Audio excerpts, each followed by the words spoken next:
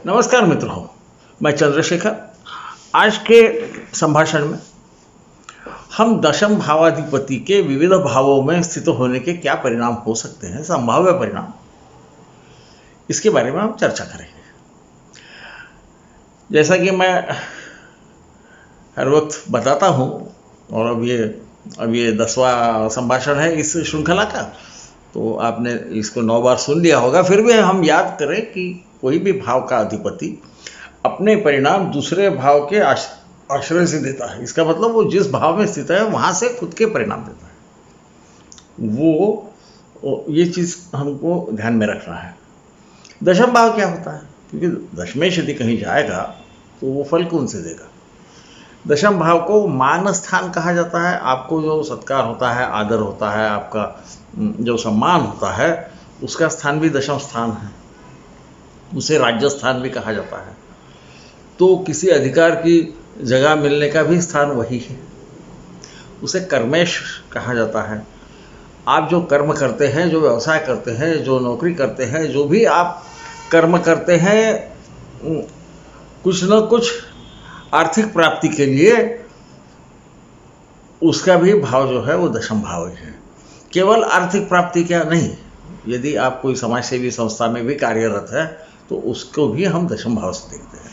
समाज सेवी नहीं, किसी भी कार्य में जब हम लिप्त हो जाते हैं, उसके लिए हम कुछ काम करते हैं, विशेष काम करते हैं, वो सब दशम भाव से देखा जाता है। ये हमारे को हम अंग्रेजी में जिसे रिकॉग्निशन कहते हैं, आपका परिचय देने वाला भाव है, ऐसा आप बोल सकते हैं। परंतु यहाँ पे आपको किए हुए काम से प्रसिद्धि मिलना, आपका मान मर्यादा होना, इसका भी ये भाव है। इसी प्रकार किसी भी प्रकार का प्रमाण पत्र मिलने के लिए भी यही भाव देखा जाता है। ये प्रमाण पत्र क्या है? तो परीक्षा में पास हो गए, चतुर्थ भाव और दशम भाव एक दूसरे के सामने है। जैसा कि आपको मालूम है कि कर्म के लिए जो कम से कम हमें प्रयास करना पड़ता है शिक्षा के क्षेत्र में, वो चतुर्थ भाव से देखते हैं उसे, और उसके सामने उसी का जो साझेदार है वो कर्म का भाव है, दशमाधिपति। तो दशमाधिपति इसको भी दिखाता है। दशम भाव पे हम सहसा दृष्टियों को देखते हैं। जब कोई भी प्रकार का आपको प्रमाण पत्र मिलना हो या कुछ आपको खास उसके बारे में आपकी पहचान बनाई जानी हो, आपका सत्कार होना हो, ये सब हम दशम भाव से देखते हैं। इसी के त्रिकोण में द्वितीय भाव है, और इस भाव से जो आपको सम्मान मिलता है, उसके लिए जो वस्त्रालंकार मिलेंगे, तो आजकल वस्त्र वगैरह देते हैं, अलंकार तो नहीं देते, परंतु जो भी मिलेंगे वो हम द्वितीय भाव में वो चले जाते हैं। अब ये दशमाधिपति लग्न में बैठ के क्या करेगा? लग्न क्या है? लग्न जातक का व्यक्तिमत्व है। इसके व्यक्तिमत्व से इसकी जो भी पहचान होगी वो उसके कर्म की वजह से होगी। ये एक भाग है। दूसरा भाग ये है कि ऐसा व्यक्ति जो भी कोई तकलीफ आती है उसका किस प्रकार से सामना करता है, जिसके कारण उसे प्रसिद्धि प्राप्त होती है, जिसके कारण उसे जाना जाता है। हम बोलते हैं ना कि इतने तकलीफ में से ये आदमी ऊपर उठा। कई बार दशमाधिपति लग्न में भी रह सकता है, क्योंकि वो कर्म का भाव है। कर्म के जरिए उस व्यक्ति की पहचान बनती है। तो ये काम भी हमारा दशम भाव करता है। व्यक्तिमत्व के वजह से भी कई लोगों को सम्मान मिलता है। ये भी इसके व्यक्तिमत्व के कारण इसे जो सम्मान मिले, उसका भी दर्शक जो है वो दशमाधिपति का लग्न में स्थित होना है। इसे जाना भी जाएगा तो इसके कर्म की वजह से जाना जाएगा। इस प्रकार का देखिए, लग्नेश दशम में बैठना और कर्माधिपति लग्न में बैठना, इनके फल दोनों में भी इसको मान्यता मिलती है, लोगों में इसकी पहचान रहती है। यहाँ तक तो सही है। जो फर्क है वो बहुत ही सूक्ष्म है। एक में इसके व्यक्तित्व के कारण ही इसे कई बार ये जो कर्म करता है, इसमें इसके खुद के व्यक्तित्व का भी कुछ न कुछ अंश रहता है। और यहाँ पर दशमाधिपति लग्न में जाने के बाद में इसके हम क्या कहें उसे, इसके व्यक्तित्व के कारण इसको करियर की शुरुआत होती है, इसका काम शुरू होता है। इस प्रकार से हम उसे देखें, इसे मान प्राप्त हो, मान दोनों में भी प्राप्त हो। लग्नेश दशम में बैठेगा तो इसको इसके पूर्ण व्यक्तिमत्व को मान मिलेगा ही। दशम भाव में बैठा, वो मानस स्थान में बैठा। मानस स्थान से इसका व्यक्तिमत्व अपने मान देने की या उसको कोई करियर देने की, उसे कर्म देने की क्षमता बताता है। तो इसमें हालांकि ये फर्क तो बहुत सूक्ष्म है, पर ये है और इसे हमने समझ लेना चाहिए। फिर क्या होता है कि ये दशमेश द्वितीय भाव में गया, धन स्थान में गया। अब ये धन स्थान है संचित भाव का स्थान, उसके कुटुंब का स्थान, उसका चेहरा आदि आपको सब पता ही है, हमने उस बारे में हमने कई बार बोले। तो इसके कर्म के वजह से इसको धन का संचय भी होगा। इसको मान मिलेगा तो भी उसका धन का संचय होगा, क्योंकि मान मिलने से उसे वस्त्र अलंकार भी मिल सकते हैं, कोई इजाफा उसे कुछ पैसे भी मिल सकते हैं, है ना। उसको क्या पेंशन वगैरह हम बोलते हैं, वो भी मिल सकता है। ये सब संचित धन है। ये कमाए हुए धन के आगे के जाके जो, यानी कमाया हुआ धन में व्यय जाने के बाद जो भी बचता है वो संचित धन में जाता है। दशम भाव ये कर्म का भाव है, ये राज्य का भाव है, ये मान का भाव है। इसके वजह से इनको क्या वजीफा बोलते हैं ना हिंदी में, तो पेंशन जिसको बोलते हैं या वजीफा बोलते हैं, या कोई एक खास रकम उसको ज़िंदगी भर मिलते रहेगी, वो भी वो जो रकम जो मिलेगी वो द्वितीय भाव में मिलेगी। क्यों से मिलेगी? दशमाधिपति वहाँ बैठने से इसके व्यक्तित्व के कारण, इसके कर्म के कारण इसको जो भी मिलेगा वो ज़रूरी नहीं है कि इसने कोई दक्षिणा ली इसलिए होगा, लोग खुद होके भी देंगे, है ना। तो इस प्रकार के काम, या इसने कुछ फीस का बिल भेज दिया इसलिए इसको मिला, ऐसा भी ज़रूरत नहीं है, क्योंकि दशमाधिपति द्वितीय भाव में बैठा है। इसके काम का जो लोगों ने संज्ञान लिया है, उसके वजह से जो भी उसको मान स्वरूप मिले वो धन होगा, वो कोई सर्टिफिकेट भी होगा, जो भी होगा। उसके आजकल वो ट्रॉफी वगैरह मिलती है ना, तो इनको भी हम वस्त्र और अलंकारों में लेना चाहिए, वो भी हो सकता है। तो वहाँ पर दशमाधिपति ये उसे बताता है, उसके कर्म का उसके धन संचय में जरूर हिस्सा रहता है। परंतु ये जो धन भाव है ना, ये माफ़ कीजिए, ये जो राज्य भाव है यानी दशम भाव है, ये पिता का धन भी है। तो इसके संचित धन में पिता का धन भी कुछ न कुछ शामिल होगा, पिता से भी इसे कुछ न कुछ प्राप्ति हुई होगी। वो प्राप्ति जरूरी नहीं है कि यानी हमको नकदी के रूप में मिली होगी, पैसों के रूप में मिलेगी, ऐसी ज़रूरत नहीं। कोई प्रॉपर्टी मिल सकती है, या उनकी वजह से कुछ इसको आगे में फ़ायदा हो सकता है, वो पिता के धन से इसे कुछ न कुछ आमदनी हो सकती है। इसलिए दशमाधिपति का द्वितीय भाव में स्थित होने में ये भी हमें ख्याल में रखना है कि द्वितीय भाव जो है ये संचित धन का स्थान है। कुटुंब का तो स्थान है, कुटुंब स्थान में भी इसके कर्म की वजह से इसकी पहचान होगी। इसके कुटुंब में शायद ये कुछ अलग ढंग से पहचाना जाएगा। हालांकि संभवतः ऐसे वक्त जब दशमाधिपति द्वितीय भाव में रहता है, उसके कुटुंब भी जो रहता है, उसकी जो विरासत होती है वो भी काफ़ी जाने पहचाने लोगों की होती है, मान जिनको प्राप्त होता है उनकी होती है, क्योंकि कुटुंब भाव से मान स्थान का स्वामी कुटुंब भाव में स्थित है, उनकी अपनी अलग पहचान होती है। पर इसकी उनसे भी अलग थोड़ी पहचान उसके कर्म की वजह से होने की अच्छी संभावना होती है, इसे आप समझ लीजिए। वहाँ जो भी धन इस कारण मिलेगा वो उसकी खुद की पहचान की वजह से मिलेगा, उसके कर्म से मिलेगा। परंतु द्वितीय भाव में स्थित होने से उसके कुटुंब के लोग भी इसी प्रकार होंगे, ये संभावना है। सहसा इसके बारे में हम पैतृक कुटुंब को देखते हैं, है ना। अब ये दशमाधिपति तृतीय भाव में चला गया। अब ये इसका काम जो है, इसका मान जो है, ये इसके पराक्रम पे के आधार पे मिलेगा, इसे हम समझें। इसका जो न्याय या जो तर्क है ना, इसे आप समझ लीजिए, ताकि कहीं पर भी यदि मैं कुछ बोलना भूल गया, उम्र की वजह से कभी हो जाता है एखादा, मैं ऐसा भी पढ़ने का आदि नहीं हूँ कि लिखा हुआ पढ़ के मैं बोल नहीं सकता, ये मेरी खामी है।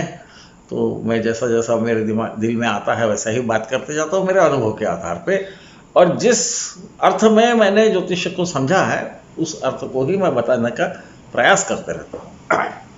तो तृतीय में बैठने की वजह से इसका जो कर्म है ये उसके पराक्रम के कारण उसे मिलेगा।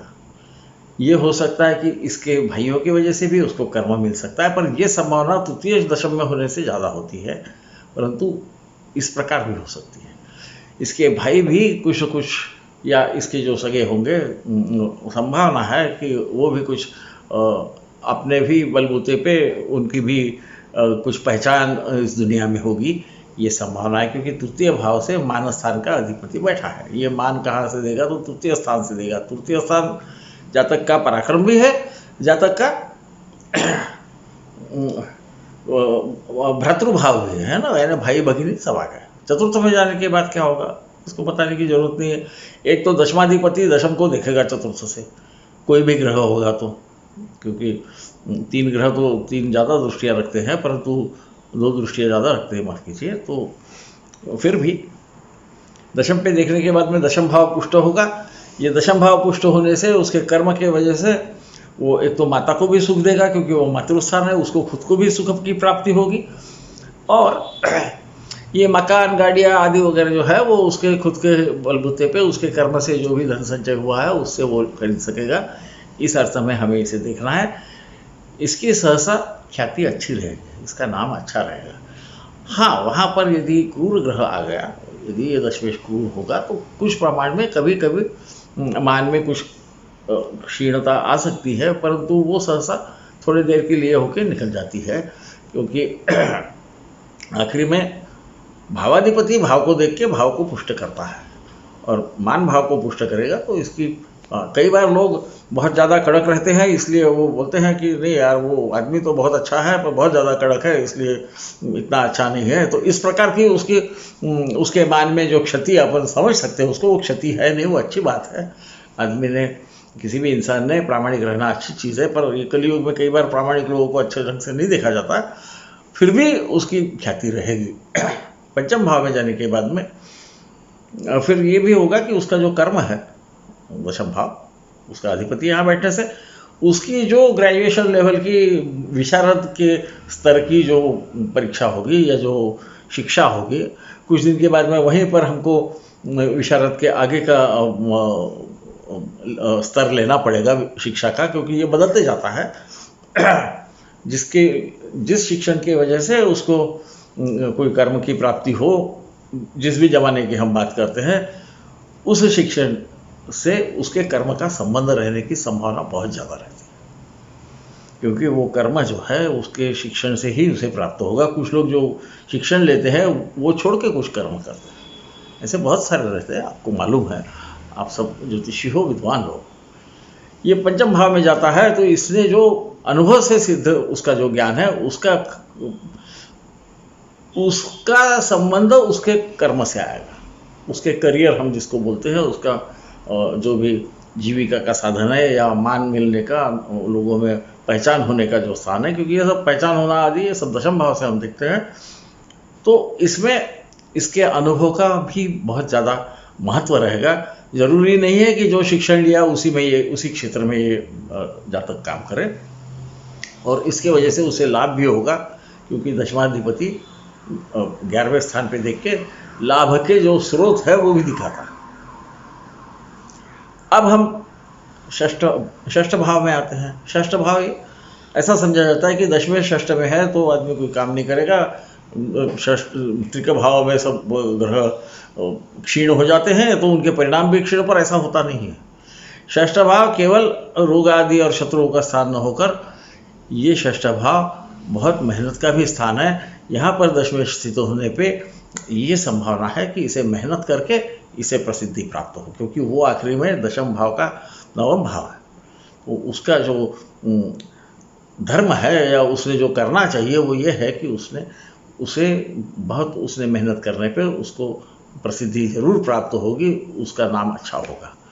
हम कभी भी सिर्फ बुरे तरफ से नहीं देखना चाहिए। हालांकि ये 12वें पे देख के कर्म स्थान में ये कुछ खर्चा भी कर सकता है, ये हो सकता है, नहीं हो सकता ऐसा नहीं, पर वो अच्छे काम के लिए भी खर्चा कर सकते हैं। अब हर वक्त बुरे काम के लिए खर्चा क्यों समझे? कभी कभी उसका काम ही ऐसा होगा, समझो समाज सेवी संस्था में होगा, तो वो जो खर्चा करेगा वो कोई अच्छे काम के लिए करेगा, और उस संस्था में दिल लगा के काम करने से इसकी प्रसिद्धि हो जाएगी। ऐसे लोग कम रहते हैं, समाज सेवी संस्थाएं अनेक रहती है। मैं बोलता हूँ, उसके मुझे क्षमा कीजिए, परंतु सत्य बोलना ये हमारा धर्म है, ये हमें करना चाहिए। तो सप्तम भाव में जाता है दशमाधिपति। सप्तम भाव में जाने से सप्तम भाव व्यवसाय का भी भाव है, आपके पति या पत्नी का भी भाव है, और साझेदारों का भी भाव है। यहाँ पर ये इनके जरिए कर्म दे सकता है, या कर्म में इनकी सहायता हो सकती है। इनकी सहायता कर्म में होने में ज़्यादा संभावना सप्तमेश दशम में होने से ज़्यादा होता है, परंतु ये कोई व्यवसाय करे, ये संभावना है जिसमें नाम कमाने से उसका कुछ नाम हो जाए। हो सकता है कि इसके साझेदारों की वजह से उनका भी कर्म में कुछ सहयोग होने से, या इनकी पत्नी के साथ इनका कुछ कर्म, या पति के साथ ये कोई काम करने से जिसमें इनको मान की प्राप्ति होगी। इसमें हमें कोई शंका लेने की ज़रूरत नहीं है। और ये जो कर्म है इसकी छाया इनके बदन पे होगी, मतलब लग्न भाव पे होगी। इसका अर्थ क्या है, ये जिसको हम कभी कभी ऐसे लोग वर्कोहोलिक जिसको बोलते हैं ना, कि इनको काम करना बहुत अच्छा लगता रहता है। कुछ लोग आराम कर नहीं पाते हैं, इसलिए नहीं कि उनको आराम नहीं करना, उनको कर्म में इतना उनका ज़्यादा ध्यान रहता है केंद्रित कि वो कर्म के पीछे घूमते घूमते भी रहते हैं। कर्म के लिए इनके कामों में घूमना फिरना भी शामिल होगा, और ये प्रवास करने से भी इनकी प्रसिद्धि हो सकती है। कैसी हो सकती है, तो ट्रैवलर्स की भी प्रसिद्धि होती है। मार्को पोलो नाम के जो प्रवासी थे उनकी बहुत प्रसिद्धि हो गई। इसलिए ऐसा न समझे कि ये क्यों होगा, ये ज्योतिषीय तर्क है। इसका हम ऐसा हो सकता है नहीं हो सकता जब देखते हैं, तो हम जब बड़े पृष्ठभूमि पे देखते हैं तो हमें ये चीज़ें होते हुए ज़रूर दिखेंगी। हाँ, इसमें उस कर्माधिपति की शक्ति, उसका बल आदि का संबंध रहेगा, इसमें कोई शक नहीं। अब ये अष्टम में चला गया दशमाधिपति, तो क्या करेगा? अष्टम में भी फिर बोलते हैं तृतीय स्थान में सब चला जाता है, उसको कोई मृत्यु स्थान भी बोलते हैं, हालांकि वो आयुष स्थान है। उसे क्षति हो जाए तो तबीयत को खराबी हो सकती है, या आयुष में कुछ कटौती हो सकती है। तबीयत खराब होगी तो कुछ कटौती हो सकती है, होगी, ऐसा जरूरी नहीं है। शनि वहाँ रह के लंबी आयु देता है। परंतु दशमाधिपति यदि अष्टम में होगा तो जरूरी नहीं कि उसके कर्म का पूरा खत्म हो जाएगा। हो सकता है वो अचानक का भी भाव है। अष्टम भाव ये विरासत में मिली चीज़ों का भी भाव है, ये अचानक होने वाले घटनाओं का भी भाव है, ये ज़मीन की दरार भी है, दुर्ग भी है, अनेक चीज़ें हैं। ऐसे इसमें कई बार ये जो कर्म करता है, ये इसे अचानक इसने सोचा नहीं रहता कि मैं इस क्षेत्र में काम करूँगा। ऐसा कुछ उसको संधि आ सकती है, और ऐसी संधि ऐसे जातक ने जरूर लेना चाहिए। उसी में उसके बढ़ोतरी होने की संभावना सबसे ज़्यादा होती है। ये भी हो सकता है कि उसका जो कर्म है वो पिता का ही कर्म आगे चलाए, पिता या दादाजी आदि का कर्म जो है उसी कर्म को ये आगे चलाए, ये भी संभावना होती है, क्योंकि वो वसीयत का भी भाव है। तो वसीयत में उसे कर्म भी मिल सकता है। हम देखते हैं तो हर एक को तो नहीं होता, पर कंपैशनेट ग्राउंड्स पे नौकरी मिलना, कि पिताजी गुजर गए तो इसलिए उसको वहाँ पे रेलवे ने नौकरी दे दी, हम ऐसा सुनते रहते। कई बार दशमेश क्योंकि बहुत ज़्यादा शक्तिशाली यदि वो राशि चक्र ना हो तो संभावना है कि इस प्रकार से भी उसको कर्म मिल सकता है, और वो भी अचानक होता है। इसे हम कभी ना भूलें, क्योंकि भावों पे आप ज़्यादा ध्यान दीजिए कि हर भाव क्या क्या बताता है, तो वहाँ से हमें काफ़ी चीज़ें समझेंगी। यही दशमेश द्वितीय पे देखता है, इसलिए इसका कर्म में कर्म की वजह से भी इसको संचित धन मिल सकता है। ये मत भूलिए। हम कई बार कौन सा कर्म करेगा आदमी, ये सोचते वक्त हम भूल जाते हैं कि अष्टम के जो ग्रह हैं वो द्वितीय पे देखते हैं, और वो उनके जरिए जो भी कर्म किया गया हो या जो भी प्राप्त हुआ हो उस द्वारा धन का संचय दिखाते हैं। ये कई बार भूलना हो जाता है, इसलिए मैं यहाँ ये जगह तो नहीं है फिर भी बताना चाहता हूँ। अब नवम भाव में जाता है दशमाधिपति, नवम भाव में जाने के बाद क्या होता है? कर्माधिपति नवम भाव में जाना अच्छा इसलिए नहीं माना जाता कि वो अपने भाग्य से, अपने भाव से 12वां है। मेरा थोड़ा सोचने का ढंग अलग है, आपको अभी पता चल गया होगा कि मैं थोड़ा अलग तर्क लगाते रहता हूँ। मेरा कहना है कि वो भाग्य से, पिता से या उसके गुरु से या उसके ऊपर के अधिकारी की वजह से इसके भाग्य में वृद्धि होगी,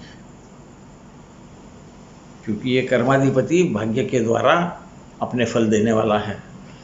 ये पिता की तरफ से अपना फल देगा।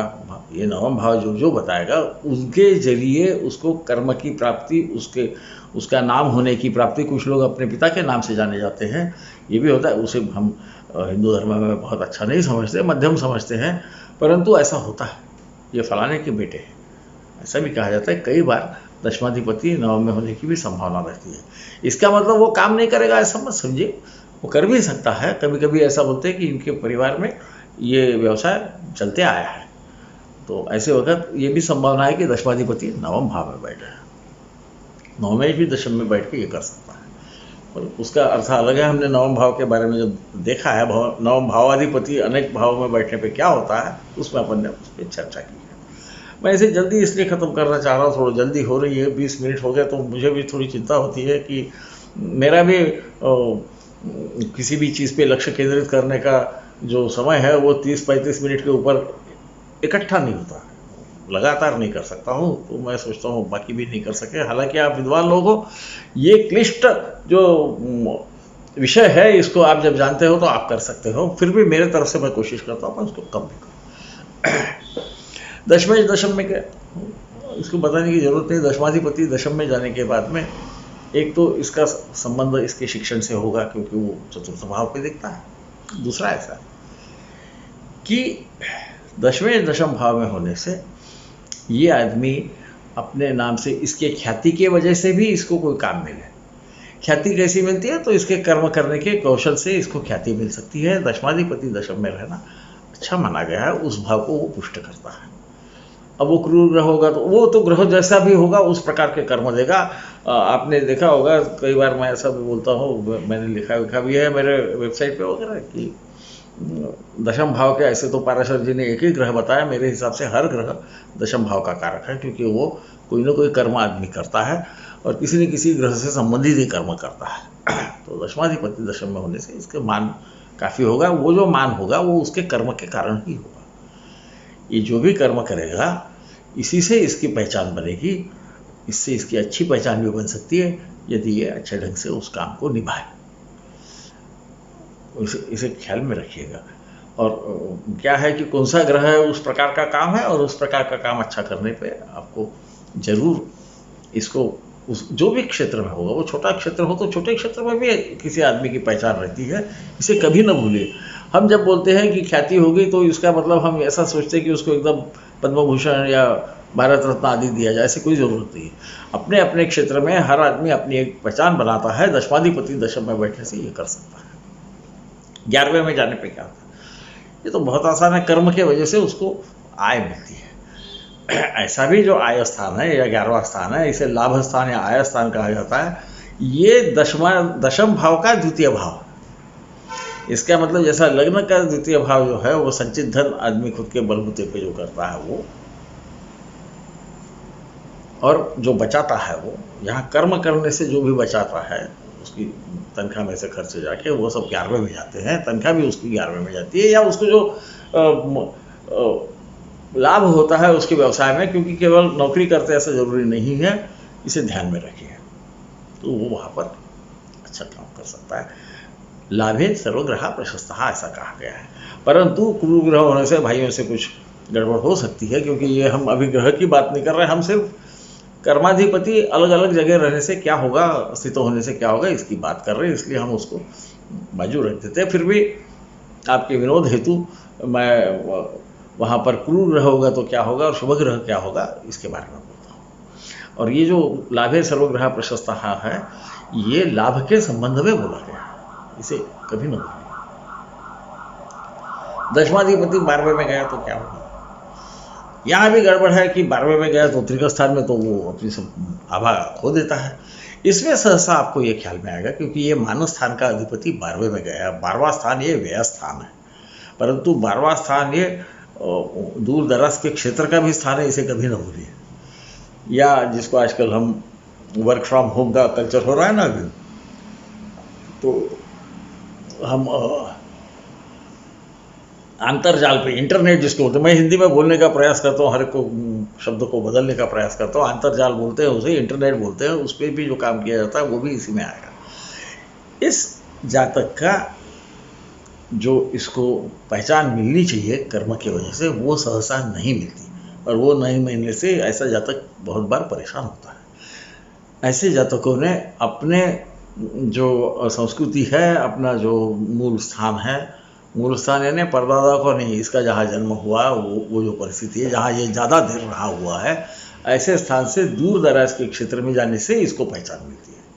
इसकी पहचान खत्म नहीं होती, परंतु इसको ये कष्ट लेने पड़ते हैं कि अपना जो स्थान है, मूल स्थान छोड़ के इसलिए दूर जाना चाहिए, क्योंकि उसको जो प्रसिद्धि मिलेगी, ये 12वां भाव का स्वामी जो है, जो मान आपका बताता है, आपका करियर बताता है, आपका कर्म बताता है, कर्म में सफलता बताता है, ये 12वें में बैठा है। तो 12वां स्थान क्या है इसे समझे। हम जैसा हमने अष्टम में देखा कि वो अचानक प्राप्ति का भी स्थान है, इसलिए इसका अर्थ उसको कर्म की अचानक प्राप्ति होगी, उसका करियर अचानक होगा। मैं समझो मुझे आर्मी में जाना है और मैं आर्मी में गया ही नहीं, परंतु मैं दूसरे किसी फील्ड में चला गया, क्योंकि उसका उस वक्त कुछ न कुछ उसके द्वार खुल गए। ऐसा जब होता है तो अष्टम में दशमेश रहने की संभावना सबसे ज़्यादा होती है। दशमेश अष्टम में रहना, अष्टम में दशम में रहने पे भी ये होने की संभावना रहती है। इसे ध्यान में, कुछ कुछ जगह ये करीबन सरीखे रहते हैं, परंतु सूक्ष्म भेद हर वक्त रहेंगे। और इसीलिए मैं बोलता हूँ कि उस भाव के फल किस प्रकार से मिलेंगे इसे हमें सोचना है। 12वें का दशम का स्वामी, मान स्थान का, कर्म स्थान का, राज्य स्थान का स्वामी 12वें में बैठा, तो ये सब उसे दूर दराज के देशों में या दूर दराज के संस्कृति में, या जो संस्कृति जातक के संस्कृति से काफ़ी भिन्न है, ऐसे जगह में इसे ये प्राप्त होती है। आपको पता होगा कई हमारे हिंदुस्तानी लोग बाहर जाके वो मेंबर ऑफ पार्लियामेंट बन जाते हैं। आयरलैंड के तो पंतप्रधान भी कुछ दिन एक हिंदुस्तानी थे। तो इन लोगों को ये जो राज्य मिलना आदि जो मैं बोल रहा हूँ बाहर देश, ऐसा लगता है कई बार लोगों को कि ऐसा कैसा होगा। नहीं, ऐसे उदाहरण पहले भी है और आज भी रहे। तो इस प्रकार से उनकी प्रगति होती जाती है। इस दृष्टि से हमने देखना है, और ज्योतिष करके हमारा कर्तव्य है कि जब ऐसा उसे सफलता नहीं प्राप्त हो रही तो क्या करना। तो ऐसे वक्त दशमाधिपति की परिस्थिति देखना, वो कहाँ है और इसका अर्थ क्या होता है, इसको निकाल के उसको कहाँ से उसका करियर या उसका व्यवसाय या उसके जो जरूरी कर्म है वो कहाँ प्राप्ति होगी, उसको देखेंगे हम। तो हम ज्योतिष का जो मूल उद्देश्य है कि तकलीफ में रहने वाले को, वो जैसा बोलते हैं ना कि अज्ञानतिमिरांधस्य ज्ञानांजन शलाकया, ज्ञान के शलाकया, वो जो डरा हुआ रहता है उसको मार्ग दिखाना, ये हमारा काम है, ऐसा मैं मानता हूँ। ये कलयुग में गलत भी होगा मेरा, परंतु मैं यही मानता हूँ, क्योंकि ग्रह जो है वो तो है, इसका जन्म तो फिर से होने वाला नहीं है जातक का। तो इसलिए जो है तो इसको हमने कैसा इसका प्रयोग करना है ताकि इसकी तकलीफें कम से कम हो सके। इसलिए इस शास्त्र को आप इस प्रकार से देखेंगे तो मुझे आशा है कि इस शास्त्र की भी इज्जत बढ़ेगी और आप लोगों को भी मान प्राप्त होगा, क्योंकि हम मान स्थान की बात करते हैं कि इन्होंने सही सलाह दी और हम तकलीफ में से निकल पाए। जितने पैमाने में शक्य है उतने निकल पाए, पर निकल पाए ये जरूर है, ऐसा होगा। तो मित्रों, अब मैं आपकी विदा लेता हूँ। देर हो गई, 28 मिनट हो गए, बहुत ज़्यादा मैं बोल गया हूँ आज। पर दशम भाव है, कर्म का भाव है, और बोलना भी मेरा कर्म है, तो वही मैं कर रहा हूँ, शायद इसलिए ज़्यादा देर लग गई। तो मैं आपकी विदा लेता हूँ। शुभ रहे।